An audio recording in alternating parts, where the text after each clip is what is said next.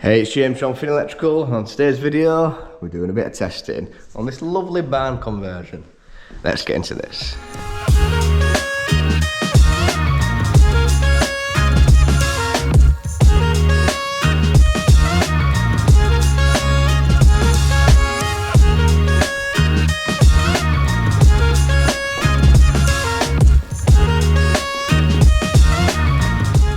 So into the job then, just doing a bit of testing then today then, so it's going to be an Eicr test.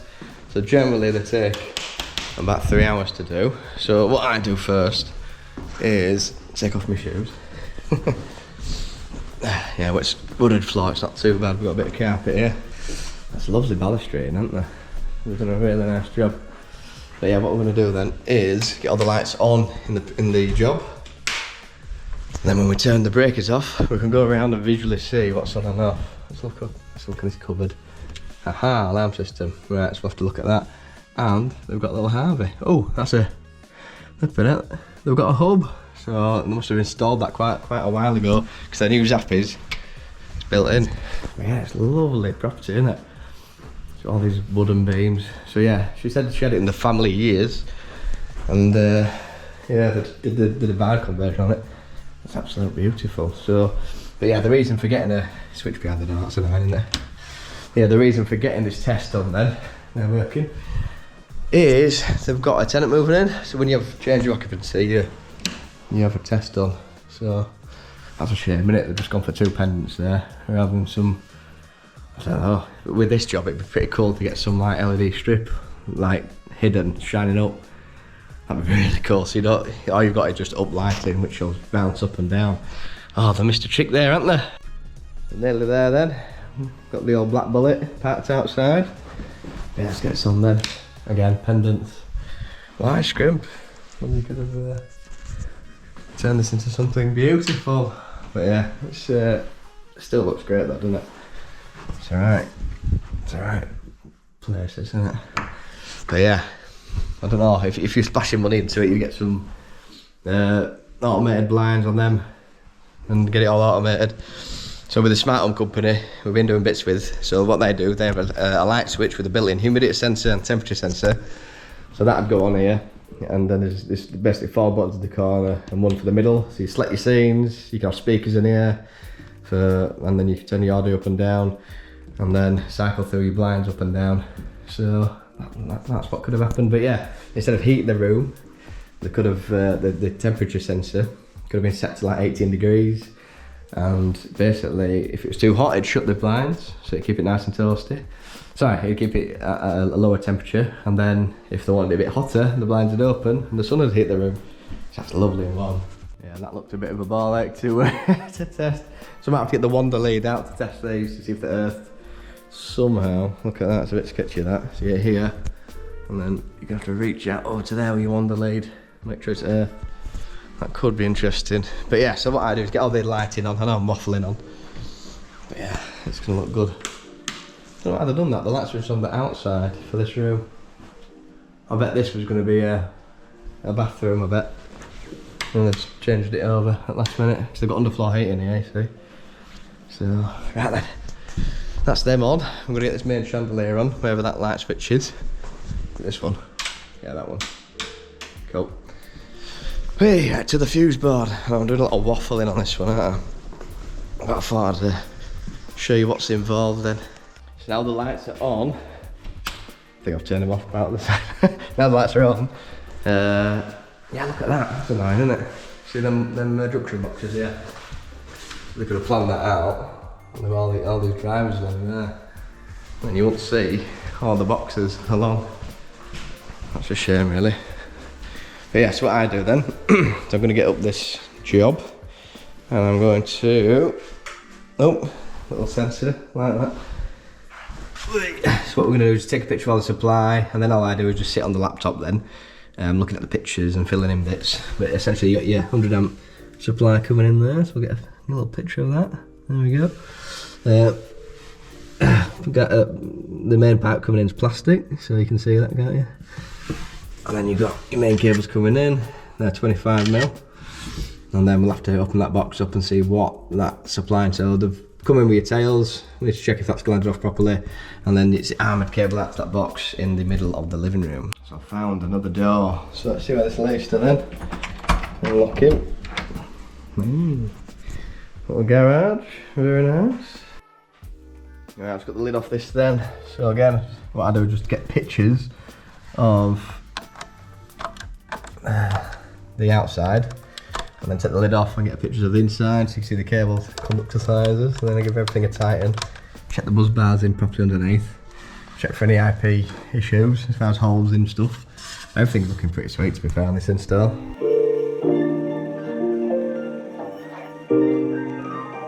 There we go, this is the other side of the armoured cable then. So we should have a big black cable come in, which you can see down there. So what we'll do is get the lid off then. Let's have a quick look then. Well, we've got EV/outside sockets.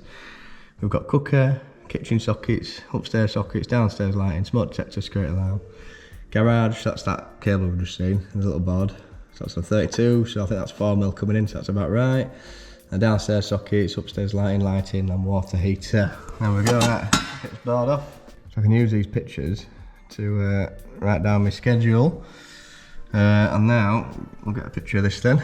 So we want a nice wide shot of all these cable sizes, and that way I don't have to balance a laptop up here. There we go. So now we're going to give everything a good tighten then. So, oh, my torque screwdriver's coming. So I won the Eicr competition. So I got the fastest time at Alex. So what did I can't remember the time, but yeah, I beat the guy who was winning, and he was well miffed. That beat him. He's like, yeah, but well, is the TikTok sparky anyway? And then he calmed down after I had a chat with him for a bit. So, oh, but yeah, so I got a good few spins out of these when I was doing that. But yeah, it's good to just give everything a tighten. So I've had it where, like the main neutral or whatever's been loose, and then it just sets on fire. You know what I mean? Not ideal. So we'll give everything a tighten. Obviously, apart from these, we'll be taking these out, aren't we? And the neutrals. Sure, let's do this. So the guy's put car EV earth in. I don't know why he's done that, because the Zappy has got a pen fault detection, so you don't need an earth rod. So there you go, a bit strange, isn't it? Right, then just done an RCD test. So this is where you need to have some ninja hand skills. So I've got, apparently my ninja skills are falling off trying to hold this camera. So we've got live and neutral at the bottom of the RCD, so the outgoing RCD. And we've got that on earth. And what we'll do is press test then. So we've got it on the RCD time. Now, the regs has changed now. So, see it says 1 times and 0. So you only need to test on 1 times and on AC. That's the new regs. And basically, it has to land under 300 milliseconds, I do believe. And that's 17.8. Turn it back on. I'm going to test it at 180 now. And that's 28.6. So I'm going to write down 28.6. Or take a picture for now. But it's all going wrong. And 28.6 for that RCD1. So let's do the same again for RCD2.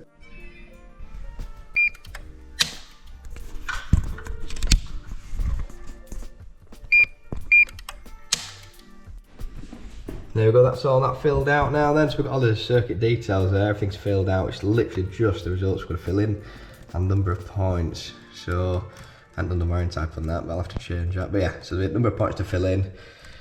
You tell me then, comments below, tell me in the comments below, what do you think? So we've got cable entries going through the back. Now the wood is internal, so if you try to pull it against the side and drag it into that metal, because obviously it's not grommeted is what I'm getting at, we've got metal there, not grommeted. The actual hole is actually within that, so there's no way you can get a cable and pull against it and actually cut into the cable. So is that fine? You tell me. Like, regs wise, it's an entry with that's metal, that's not grommeted. But like, if you can use common sense, you're never going to damage your cable, are you? So what do you think? Let me know below. First test then, we'll do the EV. So see the EV, it's on non-RCD and MCB. It's on a B32. So as we know, the EV chargers, so from the type A, probably B32. So this is wrong, and it's been an RCD, type A RCD, sorry. So that's wrong. But what we're gonna do, so it's a 6mm coming out, and then they've probably jointed it and then connected it onto an armoured cable. So I'll show you that in a bit. But first of all, we shall disconnect. I don't know how I've pulled that out. You don't have to pull the line out, because turn off the brake and disconnects it. So what I want to do is get my crocodile clips. We'll do an insulation resistance test. Nearly said it right. Let's get this on insulation resistance. We'll get that on there. That's your earth. Do a line to earth then. And it's on 250. Again, the 200. Yeah, 200. Yeah, perfect. Yeah. Insulation resistance test. I'll ask those as I go for it. I say insulation. Insulation. You'll notice that.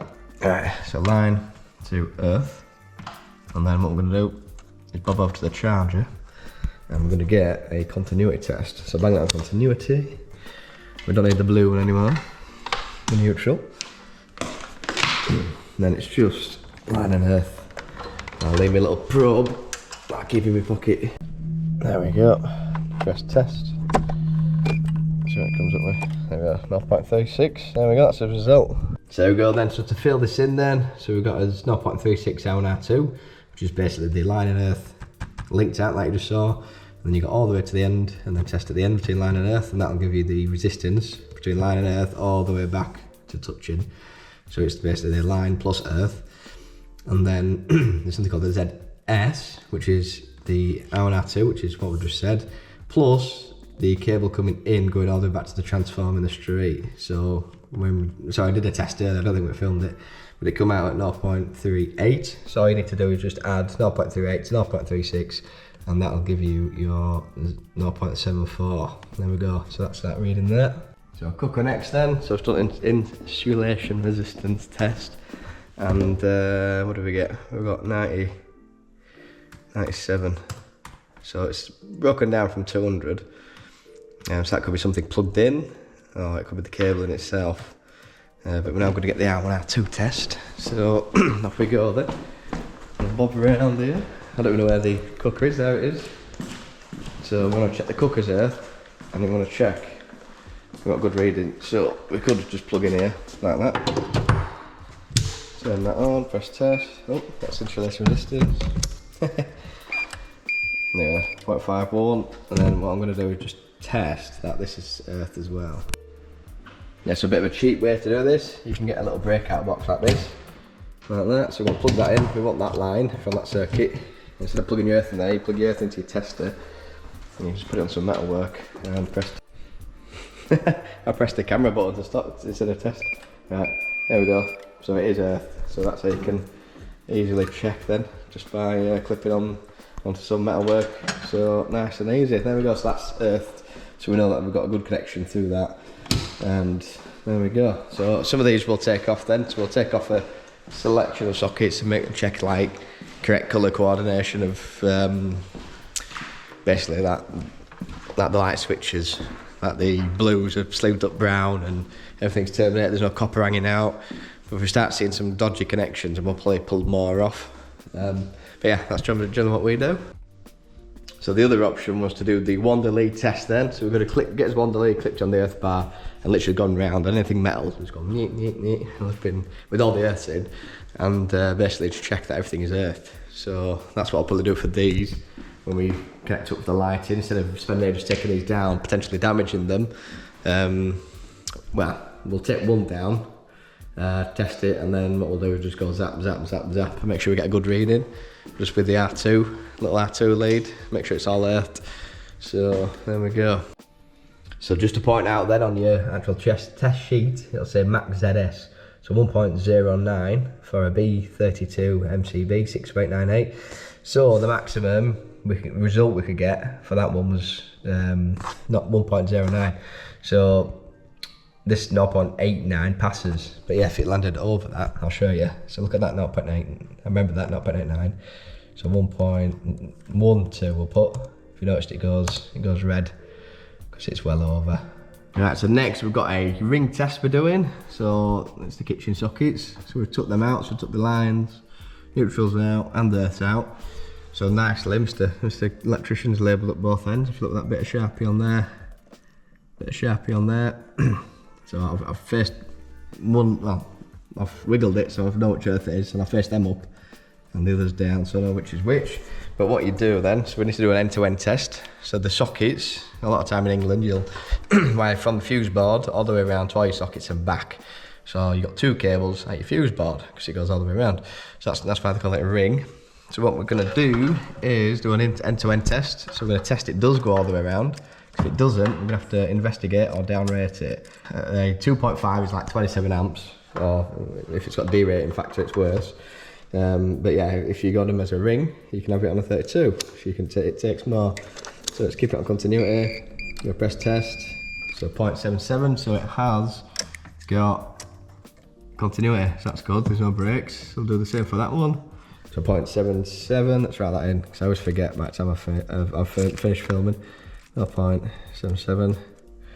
Test again. 0.76, so it's good connections as well. If that was like another 1 ohm different, or 0.2 ohm or whatever different, you'd be like flipping it. We've got a bad connection here. I'm gonna have to look into it. I have to do this with one hand. Come on, there we go. Right. And then I'm gonna do his earth now. Test. Oh, now is it that we've got the wrong earth, or is there a break? A lot of the time, it's with the kitchen, it's the cooker hood.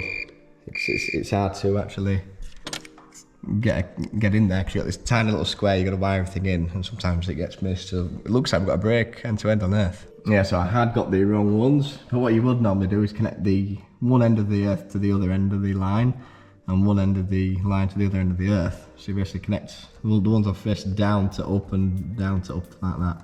So you cross over. So about that, me daddy over again. Right then, so, what was I saying? Yeah, so you normally connect up end to end and then you go around and test. You should be getting similar readings within like 0.05. And if it's like 0.1 or 0.2 higher, then you know there's a loose connection somewhere. There we go. So, and then again, my headphones are playing. Right, so to actually test this, because we haven't got an end to end, we're gonna have to connect all earth to all lines, and then we can go around and just get a reading for now. But yeah, we will have to, because that way we can get a reading, and then if so be it, we can't find it, we can just downrate to a 20, and we've got a reading. But, oh yeah, really, we need to investigate into that and see why we've got a broken earth. Yeah, so that'll need investigating, so what I'll do is on the observations, what we're going to do is add an observation, and it's right there, so no end to end on DB1 circuit 1, 2, 3, 4, 5. So DB1 circuit 5, no end to end earth continuity, needs investigation, something like that. So yeah, that phone call then with my dad saying that wearer set's arrived, that little torque screwdriver. So yeah, it's the right thing. So I got a ratchet set, which is, I think I don't know how much they were. I see it on price online, they're like $350, but then I saw stuff for like 100-200 quid. So I don't know price on that. But the other one was the what got sent out. So there was like a prize in the day and an overall prize. So I won both. So the wearer one then, it's a full wearer set, colour coordinated, so it's just brand new come out. So you can just look and you can see what they are. So if it's like a Phillips, you can see they might be yellow or whatever. And then there might be a blue coloured one, and that's TX bits, and then PH, and then the big flats. So yeah, you can just at a glance know what you're picking up instead of having to pick it up and read it or look at the end. So it's quite handy. So that they're about, a set of them about 70 quid-ish, 80 quid, something like that. Unless it's some of the bigger sets, then it's over 100 quid. And then we've got the, what is it? Oh yeah, the torque screwdriver itself then. So the torque screwdriver, the handle itself is about 150 quid. So it's yeah, quite pricey, but yeah, good price to win. I knew I didn't have to buy one. For years I've gone, no, I don't need a torque screwdriver, I've got this. This is my torque arm. Yeah, I'm a bit old school then, so I'll just get it in nice and tight. And then just push in, give it a tighten. Just give it a few squeezes. So these type of terminals, you go nice and hard and push in as you squeeze. So it gets it nice and tight. Your lighting ones, I normally just go finger tight and a little nudge, just so it doesn't kill the cable. It looks like my terminals in the future are going to be calibrated. Right, this video's going to be really lengthy, so I'll tell you what we'll do. I'm going to test all these, just run around and get them all tested. And then if dodgy comes up, I'll show you. So stay tuned, there might be some more. And what else we got? Yeah, and I'll show you the bundle lead thing. So there we go. But yeah, the tests, what we will be doing, we're doing radial tests like you saw with the cooker. We're doing ring tests like we saw, well, a failed test. I didn't actually do it because we couldn't do the crossover. And we'll be doing end to end on the, so the gas. There's a cable that goes out to the gas for the bonding, so we just make sure that's tested out right, getting like under 0.05, something along there, about that resistance reading for that length of run. So it's only about 10 metres if that, 15 metres maybe. And what else? We've done ZD, we've done RCD tests. That's about it really. Anything metal will get a check to earth. All your cables will be insulation resistance tests, and we wanted it way over 2 meg, but this is only like 3 to 5 years old, 5 years old I think, so it should pass. But yeah, a perfect reading's over 200 on that, but we'll get like 90 ohm then, so hopefully everything passes. Now more dodges then. So the upstairs sockets, it's the whole of this area, which goes like from this fuse board, it'll pick up all these, pick up all that, and then come all the way back. It's too far of a run. They've probably gone over 100 metres I bet. And yeah, the readings are showing that way. So yeah, it's not landing within the 1.09. I think, what did we get? It was something crazy. We got, I've lost my result. This is great footage, isn't it? Yeah, 1.37 was just the hour and R2. Then you've got to add on the 0.38. So it's 1.75, which is way over, and it's on a 32. So that's the maximum you can have is 1.09, so that's way over. So I'm gonna have to downrate that. And luckily a B20 lands at 1.75, so it just lands within tolerance. So that's what we have to do is suggest that the upstairs socket's gonna have to get deviated. I want right from the start. More dodges then. So I've just opened this up. Well, I had it open up early, but you got a B32, and that's just, that cable's there, 2.5 cable, so we can't have that. So it'd have to be on a B20 for a 2.5 cable. So again, it's brand new. It's only been in about 5 years. And they can't even get that right. Oh, it's a bit embarrassing really. So I'll check these connections, and we have more insulation exposed. Lovely. So you can't have singles outside of an enclosure. This would be the enclosure. So what you're supposed to do if it won't fit is put a little bit of flex from there to a box, and then all your singles are going to be in an enclosure. So not good at all. This is the end as we know it. Right, so what we're doing then, we've finished. Observations then. So we've got readings too wide due to the length of run. This is the wide upstairs, over 100 metres at least. Yeah, not good. So obviously it's probably someone who don't do this size of property often. They're normally used to like maybe up to that wall and wiring maybe 4 rooms like this. And yeah, you get decent readings, but when you take into account running all the way down there, around and back on part of the same circuit, yeah, you're not going to hit your readings. So they obviously haven't tested it either. So apparently, so one guy first fixed it, one guy second fixed it. So the second fixed guy should have tested it properly and put it on a 20. So I don't know. So he's probably made up the test results, so great. What else we got? Can't access a fuse spur just because it's shoved inside of a cupboard. I didn't film that bit, but can't get it, you can't test it. So you got to cover your ass with this. So if you can't get to it, you just tell them. What else we got? No end-to-end continuity on the sockets, you saw that one. What else we got? So 22 downlights downstairs and 4 downlights upstairs are not terminated properly, so they'll need re-terminating. And then the garage, we've got the 2.5 that runs to a socket, so it's on 32 and that needs to be a 20 because it's a 2.5 cable. 2.5 can take about 27 amps, not good. And it won't good from flipping day one. So on the surface it looked really nice, you know what I mean? Lovely property, everything looks second fixed lovely. All the lights look like decent lights, and they are. They're like 15 quid a pop, and they're all fire rated, but they've not been installed correctly. So when you start digging under the surface, and that's when the gremlins come out. There we go, I've got to film the ending, but little bonus footage for you then. So obviously we had all them dodges from that job. We're actually going back tomorrow to sort them, so that's cool. But yeah, we've got these little PIRs installed. So it was all Dali them in, so we've basically put these Dali PIR sensors on. They had some retractable switches in, which made everything power up. And these are on half-an-hour timers, because they keep leaving the lights on. So it'll save them a lot of money with all these on, like nearly a kilowatt each. So we've got the 2.5 kilowatt PIR sensors. So, but yeah, there we go, little downy dimmer. So yeah, if you like this kind of content then hit the like button, hit subscribe, hit the little bell notification to know when next upload. As always, I've got it from me and Brian, and we'll see you on the next one. Ooh.